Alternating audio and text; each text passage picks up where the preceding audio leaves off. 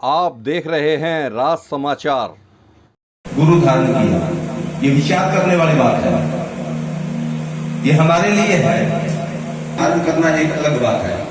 जब तक धारण नहीं करते तब तक कथा का लाभ नहीं है। को कर्म करते हैं, जितने महापुरुष हुए उनकी वाणी कहती है कि सुनने से अनेकों ही कर्म करते हैं, पर जिस लक्ष्य के लिए आए हैं उस परमात्मा को जब हम महापुरुषों ने जो कहा है उनकी जीवनी सुनते हैं, जिस प्रकार वो अपनी भक्ति के मार्ग पर गुजरे उसी प्रकार वाली बात है। जो कृष्ण की भक्ति करते थी, मूर्ति के अंदर ही कृष्ण जी प्रकट होते थे, बातें भी करती थी ना, सबको पता है। पर गुरु धारण करने क्यों गई? विचार करने। गुरु के पास जाने के लिए कृष्ण जी ने ही मीराबाई को हुक्म किया, चाहती है तुम, क्योंकि जो कृष्ण का शरीर था वो तो द्वापर युग के अंदर मैंने जो कृष्ण जी को मैंने जो तत्व रूप साक्षात करवाया, अर्जुन को वो रूप का दर्शन करना चाहती है। उनको गुरु धारण कर, फिर तुम मेरे को अपने घट के अंदर ही जानेगी। और जब रविदास जी की शरण में गई तो रविदास जी ने उनको वो ज्ञान दीक्षा दी। ज्ञान दीक्षा का मतलब क्या होता है? आज बहुत से लोग कहते हैं कि हमने गुरु धारण किया। इसका उद्देश्य क्या है? करवाने का क्या मोटिव है? हरि कथा, हरि के भक्तों की कथा। आज ये 4 दिवसीय श्री हरि कथा दिव्य ज्योति जागृति संस्थान की ओर से रखी गई है। तो इसका उद्देश्य यही है कि जिस प्रकार से प्रभु के भक्त हुए हैं, हरि श्री नारायण भगवान श्री कृष्ण, उनके अनेक रूप हैं।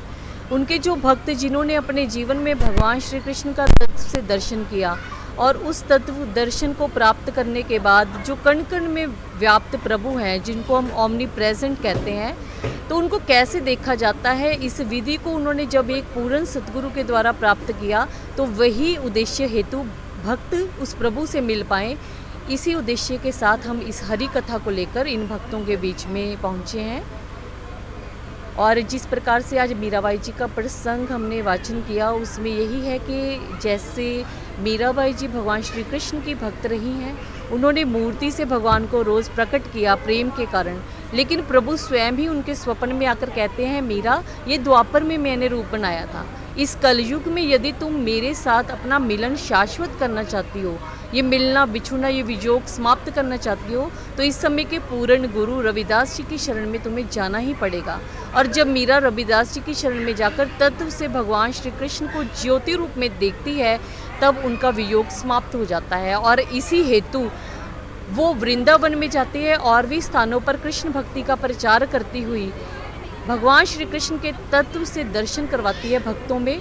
और भक्त अपने हृदय में प्रभु को देखकर अपने जीवन का जो हमारा लक्ष्य है, मेन प्रभु को देखना, प्रभु को मानना लक्ष्य नहीं है, प्रभु को जानना लक्ष्य है।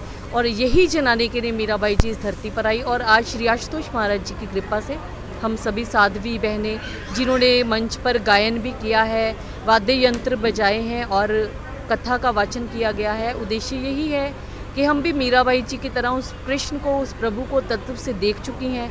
और यही उद्देश्य है कि हम भक्तों को प्रभु तक मिला पाएँ, ताकि इंसान अपनी पीड़ा से छूटकर प्रभु भक्ति के आनंद में भीगकर अपने जीवन के लक्ष्य को पूर्ण कर पाए।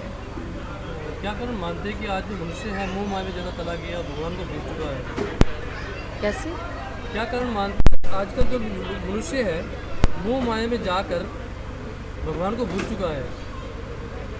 एक बार श्री आशुतोष महाराज जी से एक भक्त ने प्रश्न किया कि अगर माया इतनी ही बुरी है तो फिर आपने क्यों माया बनाई? महाराज जी कहते कि हम नहीं कहते कि माया बुरी है। माया भगवान ने बनाई है, किसी उद्देश्य से बनाई है, ये बुरी नहीं है। लेकिन जिस प्रकार से एक एग्जाम्पल दी महाराज जी ने कि जिस प्रकार से एक व्यक्ति एक किश्ती में बैठा है और वो किश्ती सागर में खड़ी है, अगर वो व्यक्ति उसमें बैठता है तो सफ़र तय कर लेगा, तट पर पहुंच जाएगा, किनारे पर पहुंच जाएगा। लेकिन यदि उस किश्ती में छेद है तो क्या होगा? वो किश्ती पानी से भर जाएगी और व्यक्ति डूब जाएगा। महाराज जी कहते माया बुरी नहीं है, इस संसार में रहें, संसार से अपना भोजन पदार्थ ग्रहण करें, लेकिन नाता मायापति से रखें तो ये माया कुछ नहीं करेगी। अगर नहीं रखा नाता तो फिर क्या होगा? ये माया मन में बस जाएगी और हर समय माया के दर्शन करते इंसान नष्ट हो जाएगा। भगवान से मिलने का आसान तरीका क्या है? भगवान से मिलने का आसान तरीका यही है कि आप सच्चे मन से कथा को श्रवण करें, लेकिन कथा की एक शर्त है कथा वो कर रहा हो जिसने भगवान को देखा है। अगर उसके मुख से आप कथा को श्रवण करते हैं सच्चे मन से और वो दावा करते हैं कि आपको इसी प्रभु का हम दर्शन करवाएंगे और आपको वो तत्व से दर्शन करवा देते हैं, तो ये सबसे सरल माध्यम है। लोगों को क्या संदेश देना चाहेंगे जो आजकल घर में क्लेश बढ़ चुके हैं, हर बंदे घर में बड़े ज़्यादा झगड़े होते हैं, आज पारिवारिक जीवन जो है लोगों का काफ़ी असंतुष्ट, तो लोगों को क्या संदेश देंगे को भक्ति करनी चाहिए दूर हो जाए? जैसे यही कि जैसे भगवान का मंदिर हमने घरों में भी बनाया है, हम प्रभु को कुछ समय के लिए अपने आंसू बहाकर दुख को दूर करते हैं, हमें कितनी शांति मिलती है। तो विचार करें, अगर वो प्रभु हर समय हमें अंदर से दिखता रहे तो कितना आनंद आएगा। शांति क्लेश इसी कारण से है क्योंकि हम जड़ से जुड़े हुए नहीं हैं। हमारे घर में लाइट चली जाए तो वहाँ पर टॉर्च, माचिस, एक मोमबत्ती की आवश्यकता। इतना अंधेरा होने पर भी हम उसमें अपने आप को सेफ फील करते हैं कि थोड़ा सा प्रकाश पूंज है। तो सोचिए, हमारे अंतर्गत में जन्मों जन्मों का अंधकार है, जब वहाँ प्रभु रूपी प्रकाश प्रकट हो जाएगा तो अशांति क्लेश समाप्त अपने आप ही हो जाएगा। अशांति अज्ञानता के कारण है ना, एक दूसरे पर हम आरोप लगाते हैं, तू बुरा है, तू बुरा है, क्योंकि बुरे हम कोई भी नहीं है, अज्ञानता है। और ये अज्ञानता भगवान का तत्व से दर्शन प्रकाश पुंज देखने पर ही समाप्त हो जाए। एक पल ही लगता है, प्रभु से हमारी दूरी सदा के लिए समाप्त हो जाए।